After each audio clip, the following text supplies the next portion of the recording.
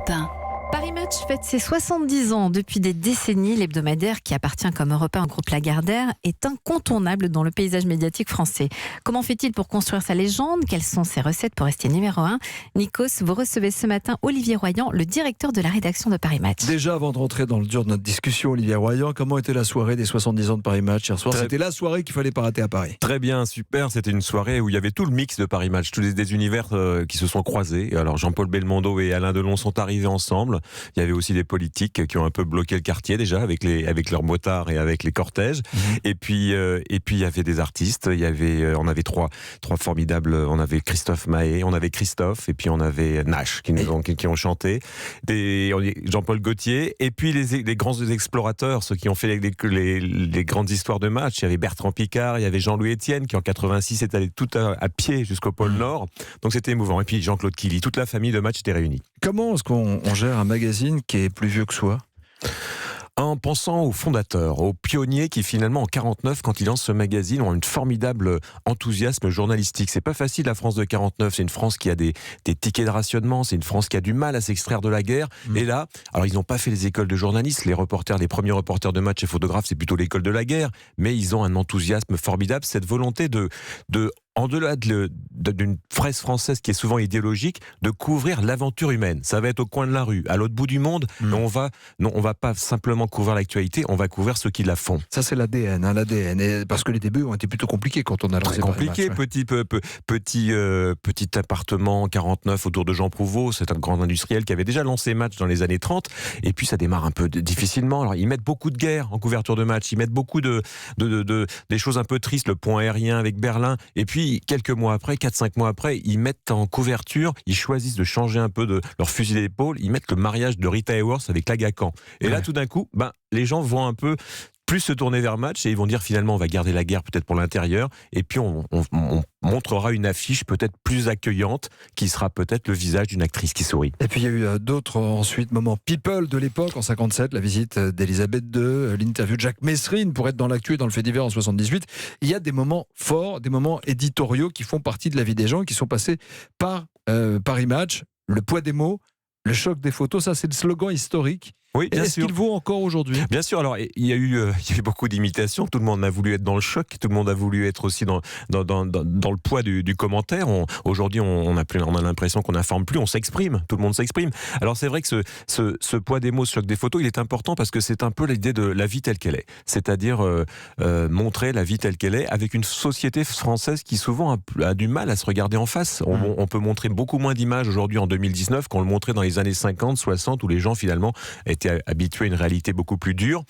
Donc c'est vrai que c'est plus difficile de provoquer le choc des photos. On a eu une discussion par exemple cette semaine en faisant ce numéro anniversaire sur la question on a réuni les greffés du visage et les greffés des mains. Vous publiez la photo. Et on publie cette photo qui est une photo qui n'a pas été réalisée par nous, qui a été faite par les équipes du National Geographic aux États-Unis.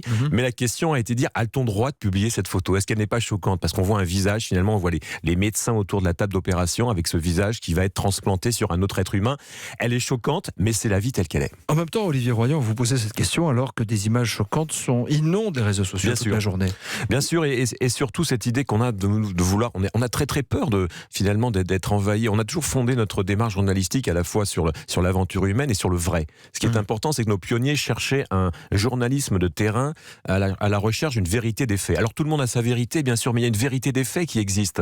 Et c'est vrai qu'on a peur d'être envahi par la rumeur. On a peur un jour de publier une fausse photo. On a peur de publier quelque chose de monté. La donne a changé. La donne a changé. Il faut être extrêmement vigilant, faire attention avec qui on travaille. De passer une limite à point de non-retour, c'est ça ? Oui, et puis surtout d'enticher la marque un jour. On a toujours la peur de publier une photo qui ne serait pas une photo vraie. Donc c'est vrai qu'il faut être extrêmement vigilant. On est des marques, vous disiez tout à l'heure, Europe 1, Match, on est des marques, on veut rester des repères parce que les gens ont la possibilité, même dans ce brouhaha médiatique extraordinaire où une rumeur ou une fausse nouvelle peut tourner en boucle, et on a la mission d'être un repère.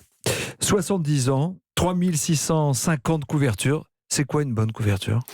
Alors une bonne couverture, Nico, c'est celle que l'on fait au moment où on doit la faire avec ce qu'on a en main. C'est-à-dire, alors parfois c'est l'actualité qui l'impose. Le soir de Notre-Dame, on a tout cassé. On avait un magnifique sujet sur la restauration de Notre-Dame au mur, de 8 pages, avec une équipe qui était restée sur le toit de Notre-Dame pendant 3 semaines.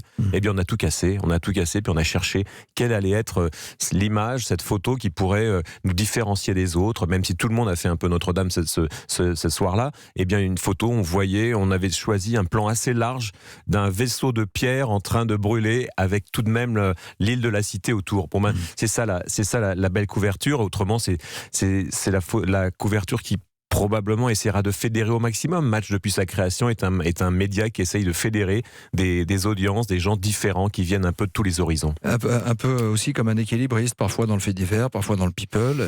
Là, vous avez par exemple Sophie Marceau. Exactement. Bon, Sophie Marceau, c'est vraiment dans l'histoire de Match, et encore aujourd'hui, l'actrice qui fédère le plus, l'actrice préférée des Français. Et puis, ce qui est assez intéressant, c'est ce mix, finalement. Le public français des années 50, 60, 70 a accepté ce mix qui est un peu inimitable. On a essayé d'imiter Match. Des groupes de presse ont essayé de lancer un peu l'équivalent aux États-Unis. Ça ne marche pas. Seuls les Français, d'une certaine manière, acceptent que l'on mélange au milieu du journal la guerre, la religion, la mode, tous ces sujets. Le droit de s'intéresser à tout. Merci Olivier Royan. Je rappelle que vous êtes le directeur de la rédaction de Paris Match, Match qui fête ses 70 ans avec un numéro spécial dont on a parlé. Et puis une collection de hors-série aussi, les décennies de Match. Il y aura 7 volumes. Wendy Bouchard y reviendra en longueur dans le tour de la question ce matin sur Europe 1 de 10h à 11h. Et puis dans le dernier numéro, vous avez une interview remarquable de Bono. Merci d'avoir été des nôtres.